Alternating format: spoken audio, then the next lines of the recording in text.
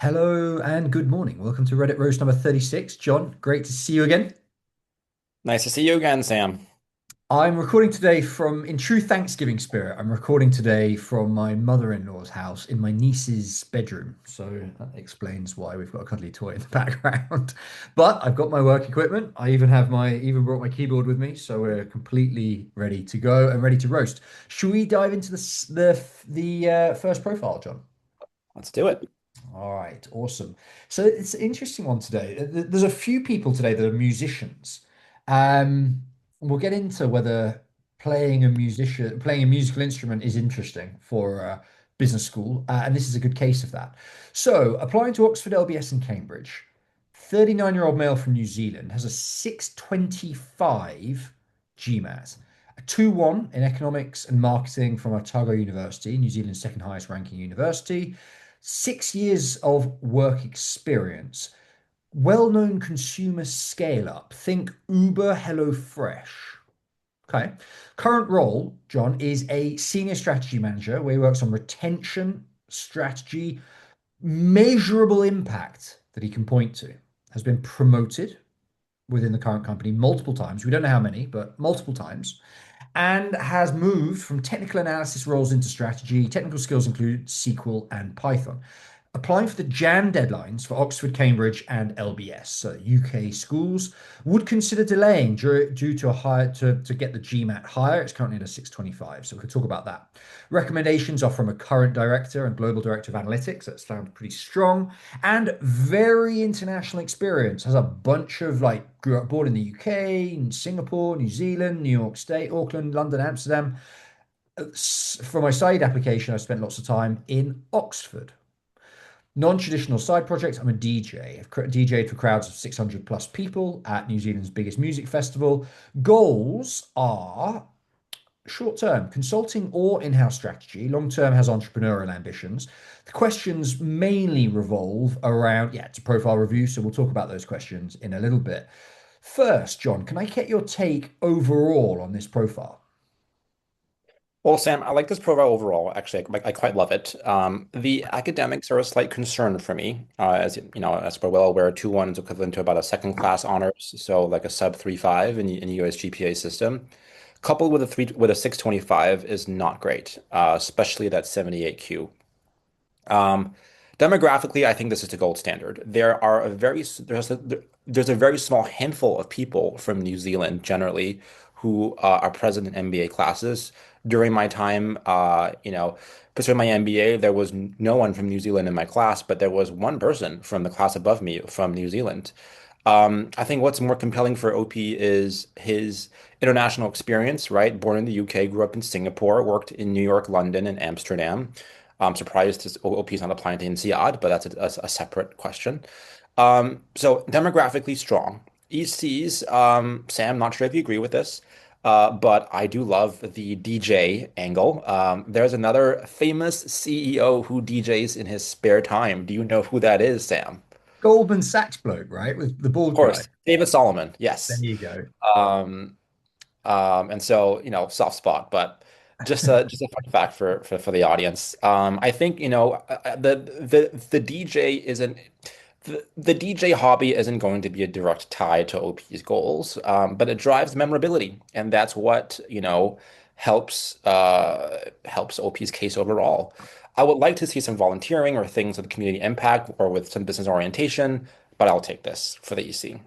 Professionally, strategy role at a presumably well-known consumer scale up. What's more compelling is that OP was able to move from analytics to strategy and lead teams.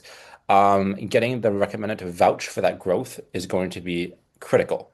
Hmm. Goals wise, consulting, I buy. In-house consulting, the need for an MBA is not as well established, especially because he has experience in strategy already, unless he's switching industries completely or going to a different geography.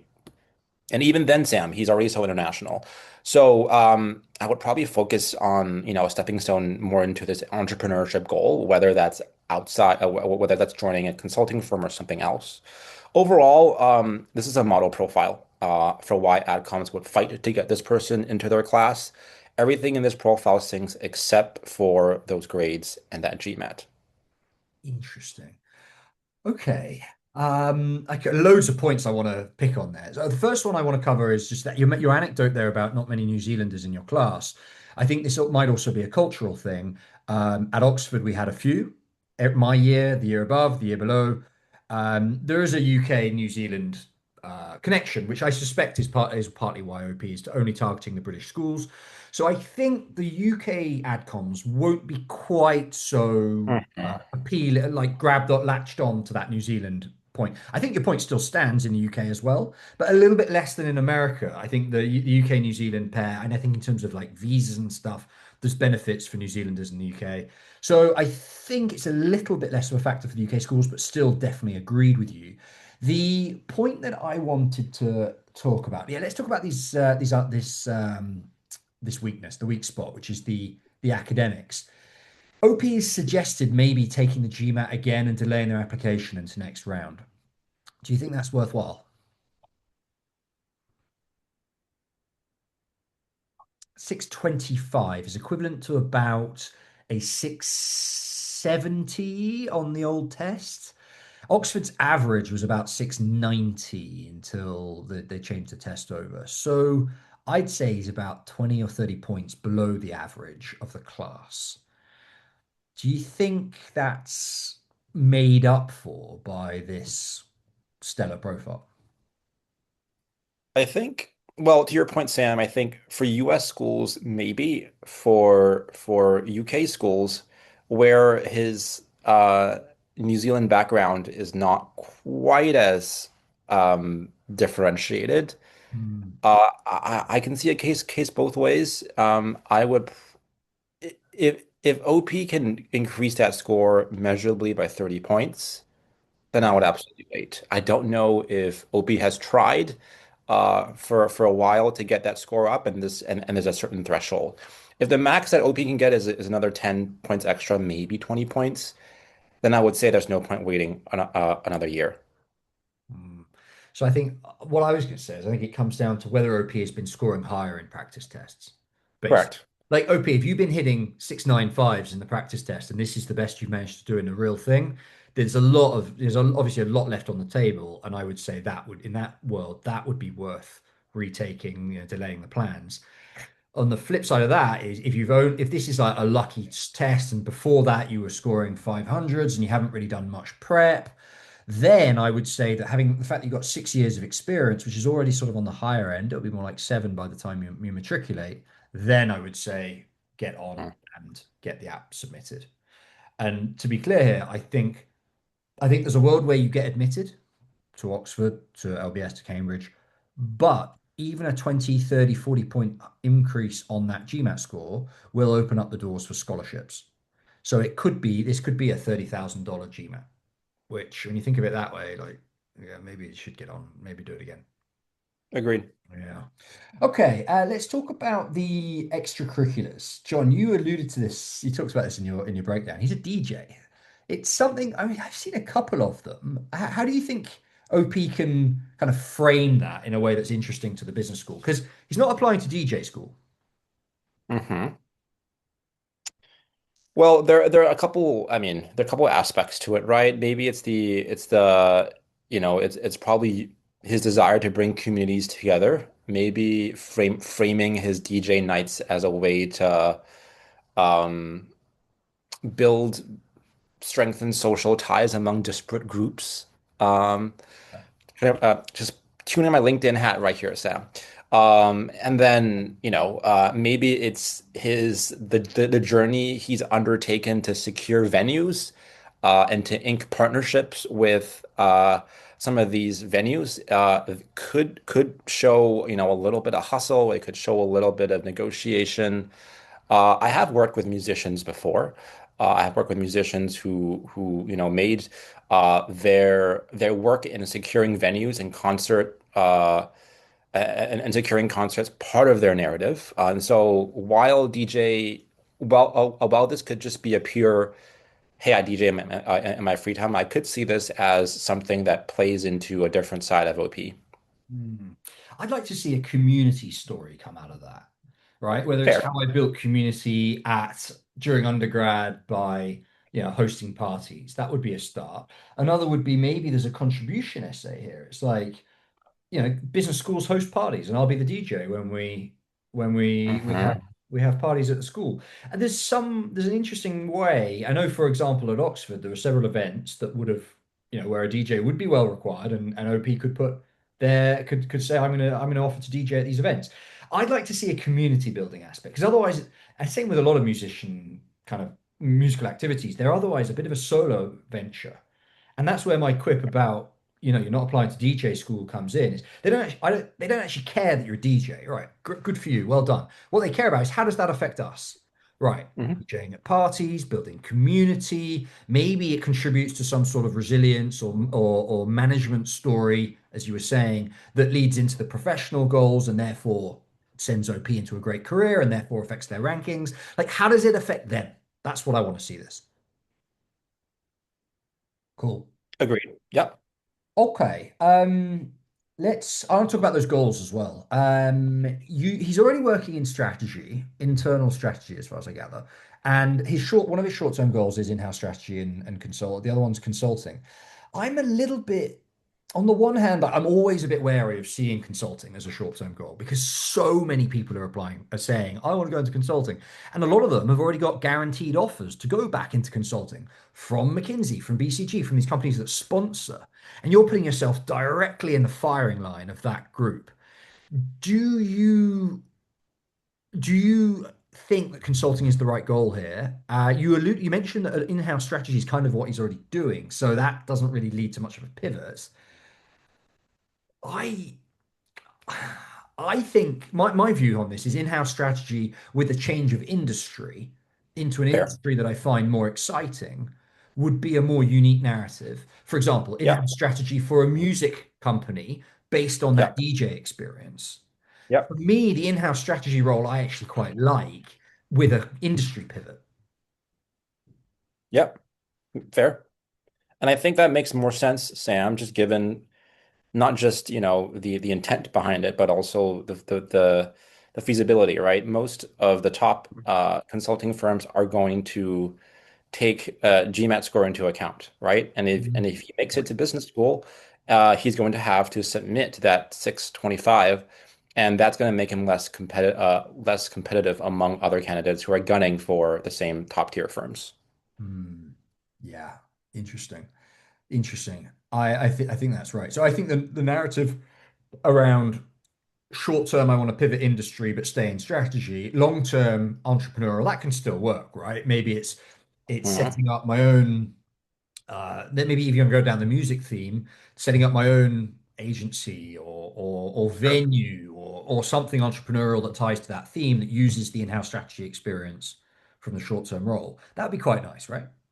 Yep, Yeah. fair. I think OP, that's how you should probably be framing those goals. Okay, round competitiveness, John. There's one of the questions here is around how much competitive are later rounds at Oxbridge, but it's the same as all schools. Is this worth missing the Jan deadline to get a higher GMAT score?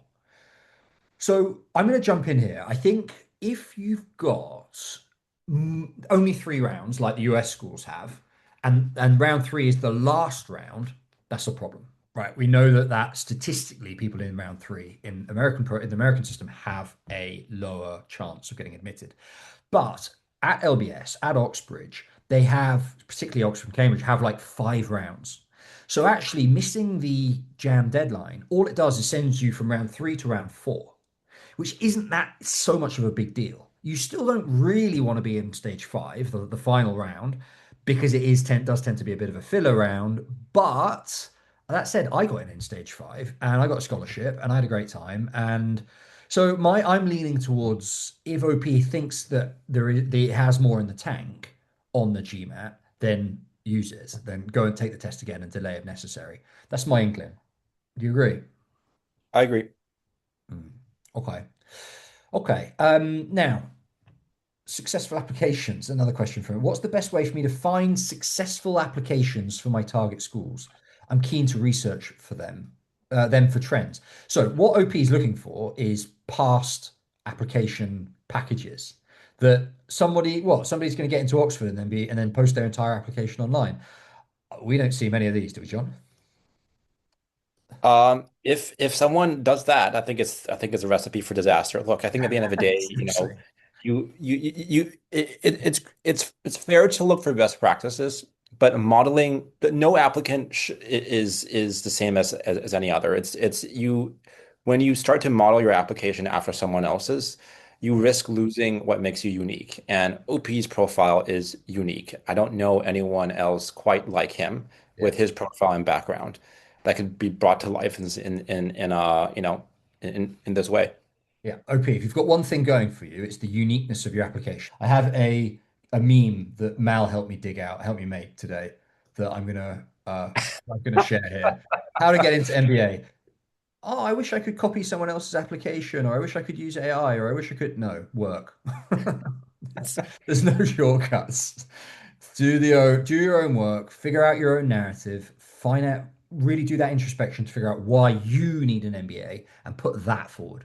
Okay, John, I think we've made our point on this one. Should we move on to the next profile? Let's do it. All right. I'm going to post that meme on LinkedIn as well. Right, next one. So, are my target schools reasonable? Pivoting from accounting to finance, particularly banking. So, schools targeting highly competitive, right? HSW, Booth, Kellogg, Columbia, basically M7. No MIT for some reason, but one of them. NYU, Duke, Emory, kind of T10, T15s as great schools. Do I need more in the 10 to 20 range? The profile: GMAT 750, 98th percentile. GPA 3.18 out of 4 from a T50 undergrad. Did fine in STEM courses major on, changed major and limped to the finish line. Have stories about health issues and immaturity and whatever. Returned to the same school recently and made 4.0 in several finance courses. Okay. Work experience: CPA in a megacorp, strong individual performance, some managerial experience, but not a lot. Minimal P&L impact, apparently. ECs from undergrad, strong campus leadership positions. Active investor using data-driven strategy and publishing content for a small audience to demonstrate the finance interest is where that's coming from. LORs expected to be run of the mill but positive. X factors: elite level competitor in a high school activity. Think of a touring violinist, another musician here. Worked as a low level employee for a few years for my family's business. Learned a lot from this. Essay theme: family selling the business soon. So I'm charting my own path in banking. It will sound compelling, OP says, once I add details that I don't want to share online. Okay. John, overall on this profile, how do you see this candidacy? This is an interesting one, Sam. I'll start with the academics. I think, and we'll have a robust discussion about this, but I think 3.2 is a new 3.0. Anything below that is not the finest. The 80% ranges for many of the schools on OP's list have 3.2 as that lowest limit for for the middle 80% range. There are GPAs lower than that for the absolute range, but that's generally an exception for exceptional candidates. Um, you know, OP's 4.0 in the masters will be taken into account to show that OP can handle the rigors of an MBA program. But as you all know, the GPAs that get reported to ranking institutions are only the undergrad ones. The 750, I will say, is what rescues this a little bit, but that 3.14 is still a little bit of a sore spot. Demographic was not specified, so we will move on from this. I like OP's solid mix of extracurriculars. I would like to know what elite level violinist means. I would love to find ways for OP to play up that investment angle, especially if it's a thesis that OP has. Side note, I was working with someone who was a violin quartet player who got into the M7 and did SEO on the side. So echoes of this when I read through the profile. Look, professionally, I think OP is sandbagging himself a little bit.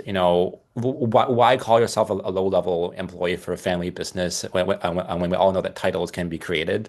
I do agree that I do believe that accounting is a very, very valuable, important profession. But the reality is that schools would rather take a strategy consultants over accountants. for these schools especially. Mm. Goals wise, if P if OP wants to go into PE or investment banking, I think he will very much succeed, but outcomes may not see it that way. My suggestion is to play up that family business angle. Maybe they're spinning off a division and they want him to run it.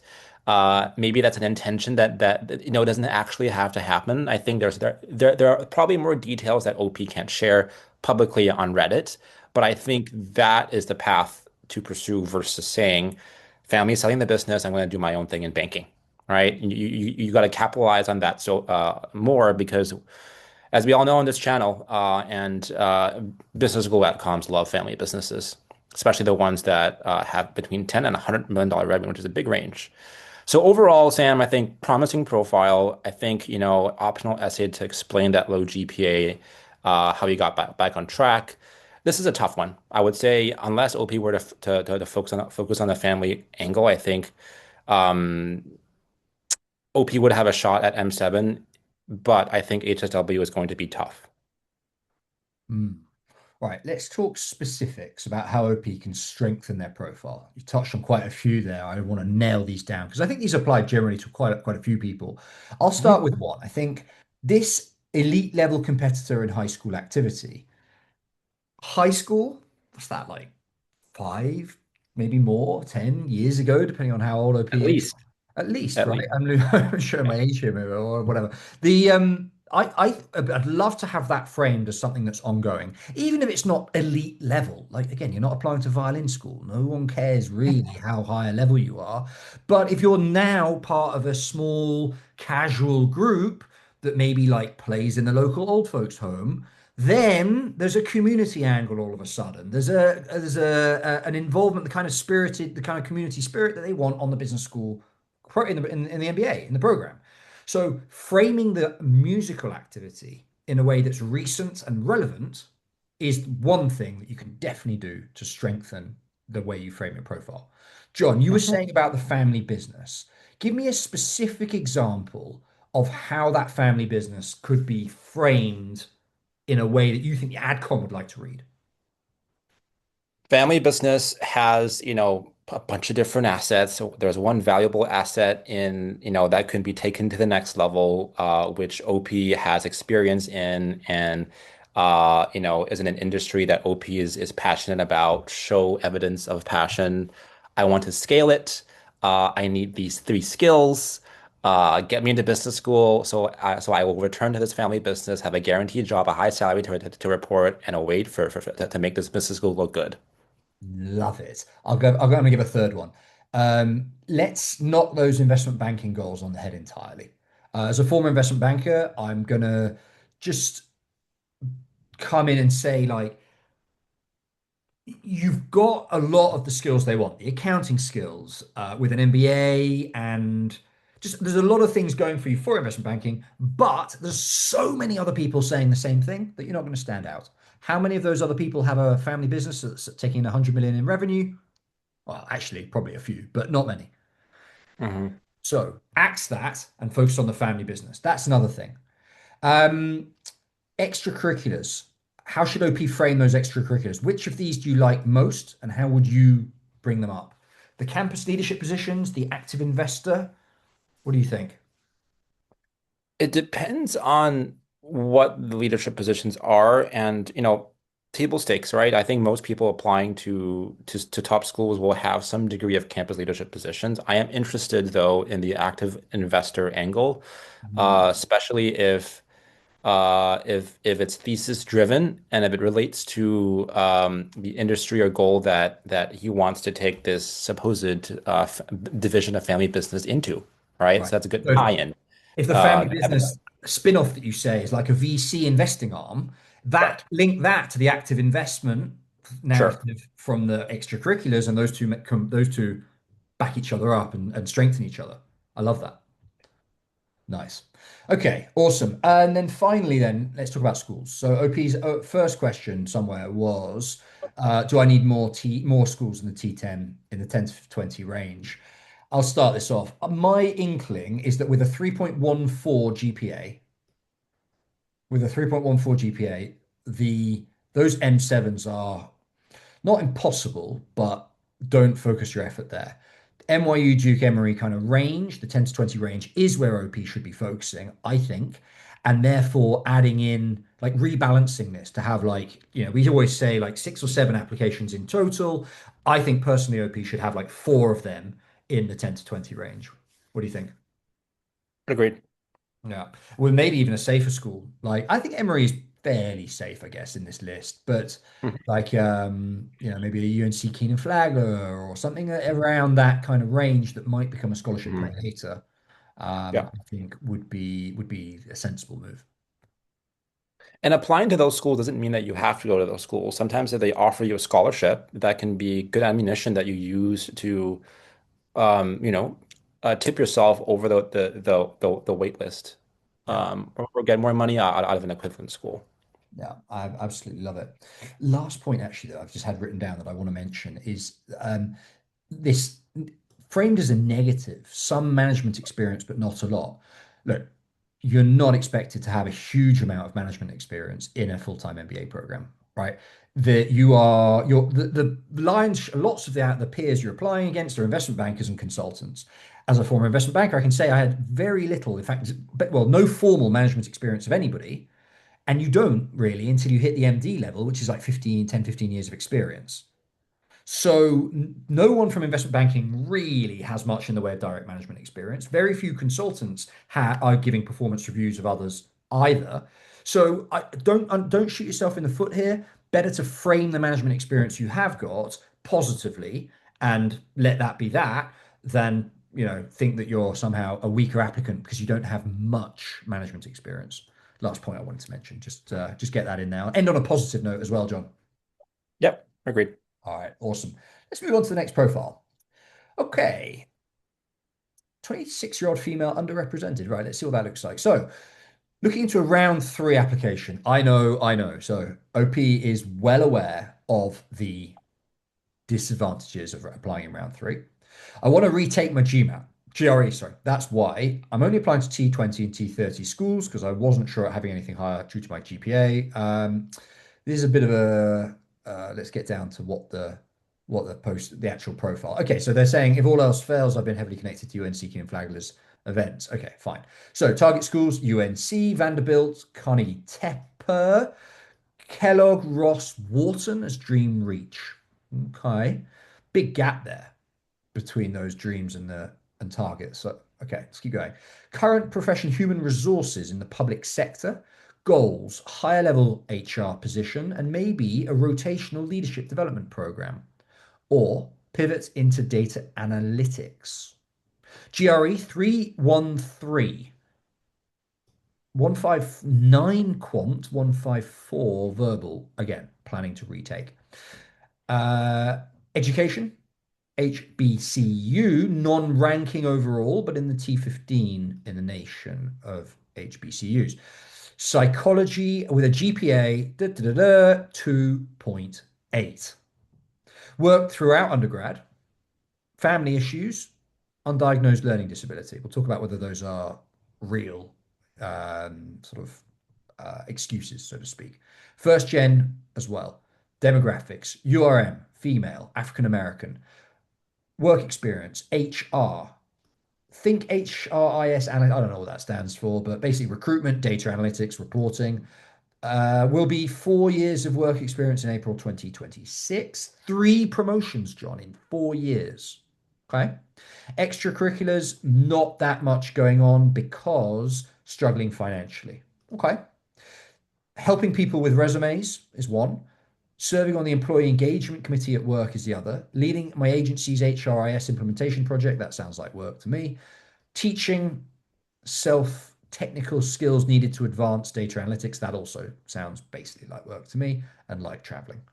Okay, so overall, John, how do you see this profile? I think I like one very specific angle from this profile, and I'll dive into it as we go through, the flyby. Starting with academics, I think OP with a 2.8 and a 313, that's going to be challenging for her. But the reasons are valid. I think working through undergrad is generally Especially uh, at work. well regarded among admissions committees. It shows commitment and the ability to juggle responsibilities and prioritize early on in your career. That GRE, if she were to retake, would have to cross the 320 mark for this to not be a big red flag, even for those schools. Demographically, as you explained, URM, African American, first gen female, pays it forward, empowering others, which is what makes her extracurriculars generally strong. She's community focused, she gives back. Love all of those things. Professionally, look, I like this idea, her idea, her theme of self-empowering through skill development, and spreading this capability to others. That's a great potential narrative angle, and I think that lands well for HR strategy, which is what she does. I think HR strategy is an undersung part of an organization, and I wish more people understood how pivotal this role plays. I think she should stay in that function. And that three promotions she's had in 4 years definitely is a show of strength in her in that field. So Mm. her goals make sense. I would think I would angle the LDP as one that will enable her to understand how the rest of the organization ticks and how it can sharpen her abilities in HR strategy, which is our ultimate goal.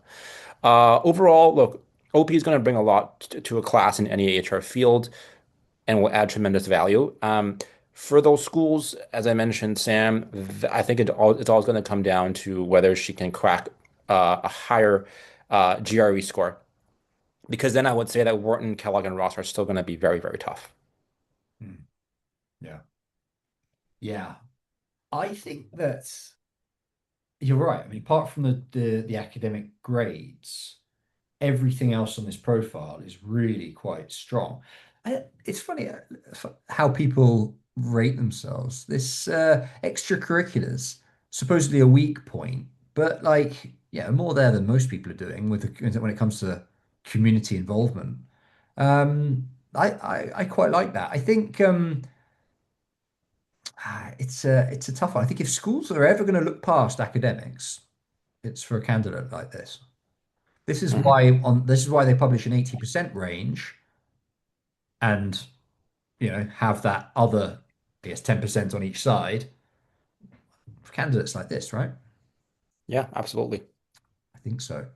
I think so. I'd be a little bit wary of treating Keenan Flagler as a as a backup. If all else fails, I'll end up a Keenan Flagler. With a That's 2.8 not a GPA, that's not the right attitude. But it would be, I agree that they would like the profile generally, but I don't think that kind of complacency is going to help. They're going to need a really good application still. Mhm. Okay. John, OP is talking about round three. Looking into Mhm. round three. I know. She's obviously aware that round three applications tend to be less successful. Do you think that that's a reasonable, do you think that she should be applying round three?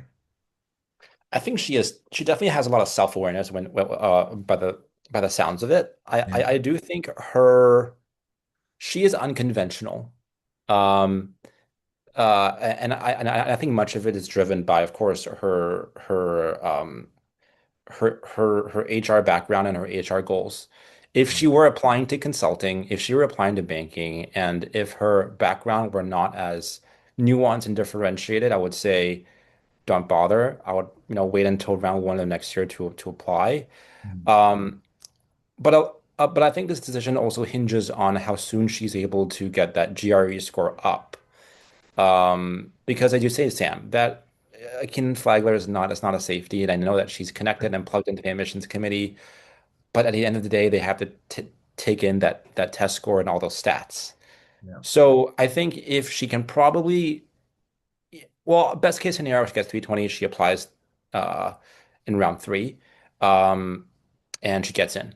I think that's probably the way to think about this. That will give her between now and March, April 4 or 5 months to get that score up. I think round three is possible.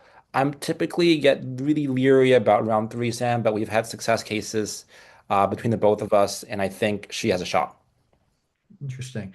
I would plan out a bit of a scenario here, which is imagine OP she applies in round three, and with the current GRE score, can't get the score any higher, or has, or just decides to, for whatever reason, take this score and apply in round three, a round one application next year as a reapplicant is only like 4 or 5 months later. Now, sure, actually starting the program is a full year later, so there's a life consideration here. But in terms of just MBA applications, there is a world where they apply, where she applies in round one next year as a reapplicant with 6 months to really drill that score higher. Hmm. The profile, it's not like OP's old, right? OP's got five, will be at 4 years work experience. It'll be five if she did Hmm. ACE a year. So Yeah. still around the average of these schools.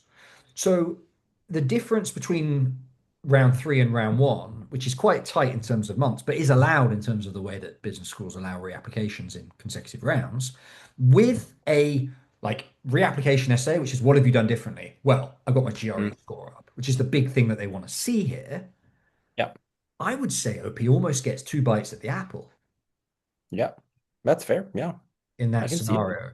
It's a little bit of, a bit of uncertainty involved and whatever, but maybe even OP can build up their finances, build up her finances ahead of the admin. Maybe there's other benefits of adding an extra year. Certainly, profile's not getting any weaker. Hmm. Interesting. Okay. I think one other thing that I wanted to say on these extracurriculars, which aren't aren't as weak as OP thinks. I would love to see this one, and we see this quite often, like helping people with resumes and apply for jobs. This is in a way, like it's not really an extracurricular, right? Somebody's come to you and say, "Hey, I need help with my writing my job application. Can you do it?" Yeah, okay, and you spend some time helping them. It's not like there's not like it's not you've got not gone out of your way to get that set up. It's just come to you. So in that way, this is not a great extracurricular. But on the other hand, if you can formalize this, turn it into a thing, and this applies to lots of extracurriculars that are sort of reactive. If you can turn it into a thing, what do I mean by a thing? Start a company that does this. Start an Instagram page that represents this service. A website, build a website that represents this service. Give it a name, right? Now, all of a sudden, on the resume, you can add a side hustle, a whole different section of your resume, a second job almost, which is resume building for 30 or 20, whatever it is, candidates. Mentees successfully broke into Amazon and Walmart and whatever, and turn it into a thing that you can proudly put on your resume. Then all of a sudden, this is carrying some weight. This is really helping. Not that difficult to build a website nowadays. And actually, what the actual role itself hasn't really changed. It's just about framing it well. OP, I would think seriously about how to frame these extracurriculars in a way that is that like maximum benefit to you. Agreed. I think that's a good way to think about Mm, cool. And don't try and frame this work as extracurricular, just to be clear. it. Um, leading your agency's implementation project, even though you weren't asked, that's not really extracurricular. Okay, good stuff. John, should we move on to the next profile? Let's do it. All right. Okay. Lots of information in the header there. Basically, spoiler. I like it. White male, 25 years old, 27 at matriculation, 2.8 GPA. Again, 2.8 GPA in finance from a T50 undergrad, 695 GPA, GMAT, and 4 years of experience. I mean, I like that we can basically give the review based on the title, but let's just go through it real quick. Um, After graduation, I spent a year at a funded early stage healthcare startup doing FP&A. After, joined a large publicly traded sports media company. So again, FP&A, but quite a big industry pivot there from healthcare to sports media. Had ownership of P&Ls up to 300 million in career so far. Worked with team members across the globe, and on the largest sports hospitality event in history. Would you? I guess that's a Super Bowl, is it? Or a football World Cup, a soccer World Cup? What do you reckon that would be? Probably soccer. Soccer World Cup? Maybe, yeah. There are definitely a few individuals at my company in represented positions that would write good LORs. Post MBA goal, I want to transition into investment banking, hopefully within the sports industry, if not within hospitality, entertainment, gaming. Long term, want to be part of an industry that's more client facing and as well as build skills, hopefully transition back to a prominent role in sports. So, to be clear, OP's talking about going from FP&A in sports to investment banking and back to sports. I think is how I gather that. I do not have a great story for my low GPA, aside from being an immature kid. Well, at least OP's honest, that's fair.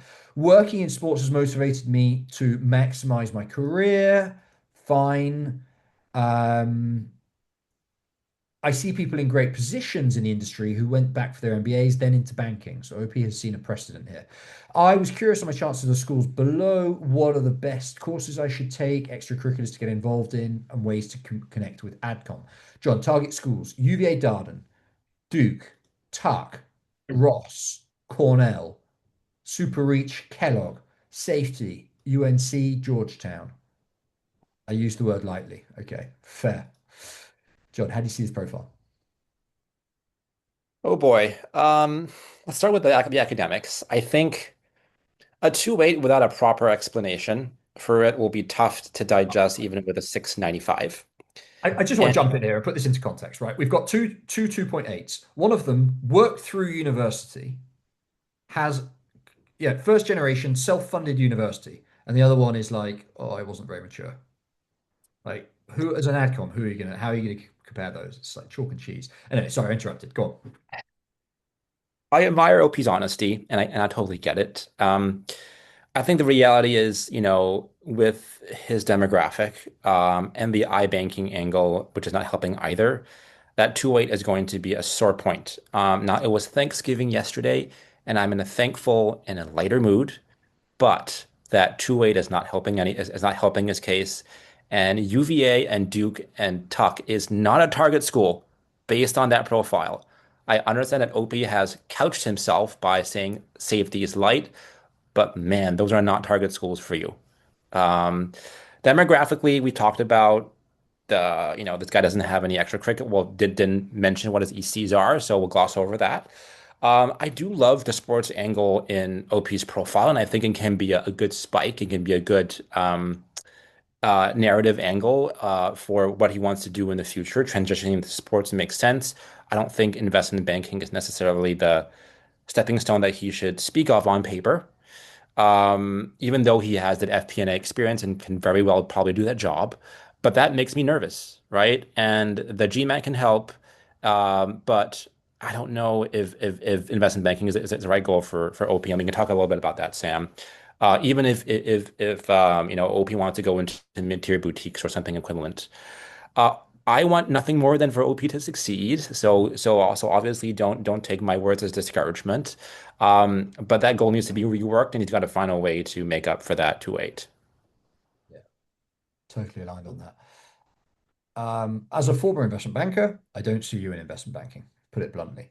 I think that coming from sports, there are lots of interesting sports and hospitality. There are lots of interesting industries or and roles out there that would give you a lot of the same flavor as as investment banking. But for the schools, I think they're going to look at this and think of all the people that are writing to us and saying they're going to break into investment banking, is this person from sports with a 2.8 GPA going to be the one that succeeds in that? No, probably not. Now, by all means, if you break into an MBA, if you get onto an MBA and you decide you want to recruit for investment banking anyway, then go for it. But I don't think it should be a core part of your application. I really don't. So there are some great like strategy in sports roles. I always talk about one of my friends from Oxford who is at the Toronto Maple Leafs doing strategy for them. He's a Canadian guy, absolutely loves his hockey, and he's doing strategy for the Maple Leafs. Like, how cool is that? That's Why would super cool. you, if you're the kind of person that could have that as your goal, why would you say, I want to sweat my ass off for 12, 13, 14 hours a day at an investment bank building valuation models and getting shouted at by my MD? Like it just doesn't make sense. I don't, it's not gonna work. So I would say strategy roles within sports is really a nice, unique like narrative that I think OP should be aiming for. Do you think, John, that OP the OP, I think one of the questions was between September and here, the first question was, what should I do between now and September applications to better my chances, I guess. So you've got we're as we record now, it's the 28th of November, and OP is talking about a round one application next year. Is that right? 26 application period, yeah. So let's say you've got 10 months, John. This candidate has 10 months between now and submitting the application with, let's assume, a narrative that is like strategy in sports kind of thing that we've just talked about. What can he do for that time period, for 10 months, to make his candidacy stronger? Well, I didn't see any mention of extracurricular, Sam. So having something in the extracurricular bucket is better than having nothing, even though adcoms can clearly tell if you've just submitted, just worked on an extracurricular for the sake of the application. Best if it's something that you've lightly started before and are scaling up to certain, for bigger impact. But, if you have nothing at all, it's best to have something. Um, Especially if you have some flexibility on dates, right? If it's something absolutely. that you were Yeah. kind of already doing a little bit before, but you're actually going to take seriously now, well, the start date Yeah. can be the date when you really started doing it way back when, even if it wasn't very serious. Yeah. And then all of a sudden it looks like a credible extracurricular. Absolutely. Um, Well, the academic bucket is still going to have that, red circle around the 2.8, but that can be helped with an even higher GMAT, which I know some people would disagree with. But Mm. if OP thinks that he can get even higher than a 695, which is already pretty darn good, you got to give a reason for AdCom to blink half an eye and say, we'll pretend that 2 is a 3.0 and we'll see we'll see how that 715 will help our our GMAT averages. I don't know. What do you think, Sam? I mean, a 695 is not that strong. I think that's equivalent to about a 740 in the old test, which is the Sure. 10 points over the average of the Yales of the world. So it's okay. It's not outstanding. There's definitely room for improvement. Mhm. It depends on how many times OP has taken that test. If that Mhm. was a first attempt and OP has loads more in the tank, yeah, that definitely is a definitely should be something that OP does over that. You've got 10 months. That's a while, right? You could spend 3 of them doing hardcore GMAT studying with a tutor, probably add 20, 30 points on that score. Um, the other thing I was going to say has slipped my mind, John. So I'm going to move over to answer the next question. What courses should OP take? All right. What courses? So again, 10 months. OP is saying maybe I should take a course or two. Are there any courses that you think would be valuable? And let's again lean into that strategy in sports narrative. Are there any courses that you'd like to see for an aspiring strategist? Yeah, I'm sure you can take. I mean, there are excellent courses available through UCLA and UC Berkeley Extension, where they offer full credit classes that are graded and are legitimate. Unlike other online programs that award you based on you know how many you can take the quizzes an infinite number of times and score well. So anything that has a sports angle or anything that can further strengthen and hone his interest in sports would be a positive, especially from a reputable institution. Um, yeah, that comes to mind. I think if OP is dead set on investment banking, and I don't, and you and I probably don't recommend that, then are there any other certification that you can get, whether it's a CFA or something else? That can also be a path, but our goal is to persuade OP not to pursue investment banking, at least on paper. So, For the sake of argument, let's just go into the certifications that would be useful to break into investment banking. The big one is the CFA. There's 3 levels to it. You need all 3 to get the CFA next to your name on your LinkedIn. mhm. People's wet investment banker's wet dream. But you can get the first level, and even that can just go on your resume. And that would be a good indicator that taking investment banking seriously. Lighter version of that is for someone who doesn't have 10 months. It's called the FVMA. I had this open on my computer anyway, so I'll just share the screen. It's this thing by the Corporate Finance Institute. It's not quite as hardcore. It's certainly not as hardcore as a CFA, but you get a certification from it, and it gives you an indicator that you are interested in um in investment banking, like more than just like I want the money, which is what a lot of people kind of basically saying.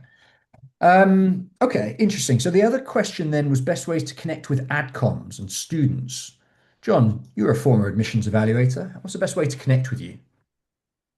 Well, a couple ways. One is, all schools are going to have, a series of virtual events, and you should sign up for those virtual events because, your name will be recorded and you'll get credit for attending these events. During this event, you can glean, insights that you may not be able to get from the website. Um, Mm. if you manage to click with or hear from a current student or a panelist during the virtual event that you like or resonates with, the goal you want to do or want to learn from, you can just reach out to that person cold and say, "Hey, so and so, I met you heard you speak about this topic during the virtual event. Can we get virtual coffee?" I was Then the you person can, that asked the question about so and so. You could say, I was the person that, hey, yeah, hey, sure, hey, yeah, I was the person mhm, that asked the question about so and so. sure, You've shown sure. some demonstrated interest. I would like to, do you think we could grab a virtual coffee, etc.? Yeah, absolutely. And then obviously the good old fashioned, LinkedIn message, Google search or LinkedIn search some people who have had similar backgrounds to you or are in industries that you want to be in sports, and then send them a cold message. And I find that out of, 8, 10 students, you'll get at least 3 to 4 that will respond back to you, depending on the school. Right. Uh, and that typically is the best route. And finding commonalities between those people, whether it's same undergrad, same company, etc. So those are the ways that I would recommend. It's through virtual events, through LinkedIn, and then if you have any friends who have friends who have attended these schools that may not have the same background as you, but they may know other people. So that's how I would frame this outreach process. Yeah. And just to add to that, that's all completely, that's gold. I would add to that, every time you speak to somebody one on one, end the conversation with, is there anyone, do you have any friends who you could connect me with who broke into consulting, who broke into investment Mhm. banking, who worked in sports? End the conversation on that note and try and get your next meeting, your next introduction from the previous conversation. So Sure. networking 101, but it works really well. And if you vibed and they like you, then and they say, yeah, actually, my friend broke into the Toronto Maple Leafs strategy team. Mhm. Let me put you in touch with them. That's a much nicer introduction than a cold For LinkedIn sure. message. So Yeah. sort of it kind of builds on itself, and it'll get easier as you go because each Mhm. each conversation makes the next one easier, and you can get introductions, etc. Okay, awesome. So I think the conclusion there is that OP has probably been a little bit ambitious about schools, should be focusing on those safety schools and the kind of the schools that are ranked in and around that area, and needs to take a really long and hard look in the career mirror, so to speak, about what they want to do afterwards and what they want to tell the business school that they're going to do afterwards. Awesome. John, shall we move on to the bonus question? I love Looking this. forward to it. I love this one. Recommenders ghosted them. I shouldn't laugh, it's horrible. But a former supervisor agreed to write a recommendation letter, but is now ghosting me. What should I do? I worked in an organization for several years. Years you've worked with this person, achieved significant success. So my former supervisor is the best person to write a recommendation letter. Agreed. After she agreed, I sent her a list of accomplishments and necessary information by email. Best practice, well done, along with a message letting her know I'd sent it. However, she read my messages but hasn't responded. What should I do next? Give her more time or give up? This is a fresh profile, a fresh post 18 hours ago. We're the 28th of November. We've got about 5 weeks until round two deadlines. John, the clock's ticking. 5 weeks to go. What should OP do? Well, I mean, if this former supervisor has worked with OP for many years, chances are something's happening in the world of the former supervisor where supervisor isn't taking any calls or going through something. So maybe that I wouldn't discount something that's going on beyond OP's control. We don't know With how that, long it was, right? It could have been 2 days ago. It could be 2 weeks ago. sure. That's Yeah. the other We don't thing. know how long that is. That is true. If I were OP, I would think I would line up a couple backups, but be very strategic about it because if the backup says yes, And OP's original recommender comes back and says, "Yeah, I'm so sorry. Let's get back into it. What do you My mum do?" died. Like, Right. really sorry, my mum died. Oh, okay, cool. Hmm. Sorry Right. about that. Right. So you have to tread carefully. I think lining up a few backups, maybe at least one, and then gently probing and asking, just to get something in, just to have just for OP to have an option. Because as you say, Sam, T minus 5 weeks until application due date, and with the year-end holidays, that's pretty much four weeks at best, maybe even three and a half. And probably need And another recommender as well, depending on schools. oh yeah, So, absolutely. So, quite a lot. no clear answer to this. I think have a backup ready. But if if if OP doesn't hear back from this former supervisor in by the middle of next week, then I would say move on. Yeah, it's such a tough one. My dad has a thing where that he complains about Gen Z doing everything by email and what and message. And he would say, pick up the phone, call them, find out what's going on. And like, I know that's not really what you want to hear, but he's not wrong. Like, this is not something that should have been done really by email coldly. Or I think, I mean, when it says after she agreed, like that was probably an email. I don't know the context here. If that was a one-on-one conversation where you sat them down and you said, "Hey, recommender, I'm applying to business school, and I really, really respect your leadership style. I had a great time working with you." And it would mean a lot if you could be my recommender for my MBA applications to three schools. And if she turns around and says, yeah, okay, I'll do that in a face-to-face conversation over coffee. And that's why, and then she ghosts you, I'd be, that doesn't really happen. I suspect this is after she agreed by email replying, yeah, sure. Didn't really know what she was letting herself in for, was not really fully committed. Yep. My dad has a point. Like doing this whole conversation as much as possible in person or on the phone is so important. And Agreed. yeah, so that's a factor. That's part of it. Maybe it's a bit late now to be sort of saying that, but if you're watching this and you're thinking, "Oh, my recommenders might be a bit hit and miss," for God's sake, don't do it by text, right? Do it as much as you Hmm. can over calls, in person. Build that, Hmm. really make that firm. Also, John, you mentioned backups. Who should the backup recommender be? Someone who supervised OP, either a current or another prior one, or maybe a skip level person. Someone who is not too far removed. So someone who managed OP 5 years ago is not the right fit. It's got to be within the last 2 years, ideally. And I would also recommend that this recommender, um, likes OP, has good things to say, is able to endorse OP, or has content that can fulfill the grid section in the recommendation, as well as the feedback section, because most people underestimate that feedback section. That feedback section, the one where you ask, tell us about a time when you gave feedback and how OP responded to the feedback, or how the student responded to the feedback. That's a really important one because it shows, evolution and growth, right? And if there's no content there, then that can almost invalidate the recommendation in some ways. What else am I missing?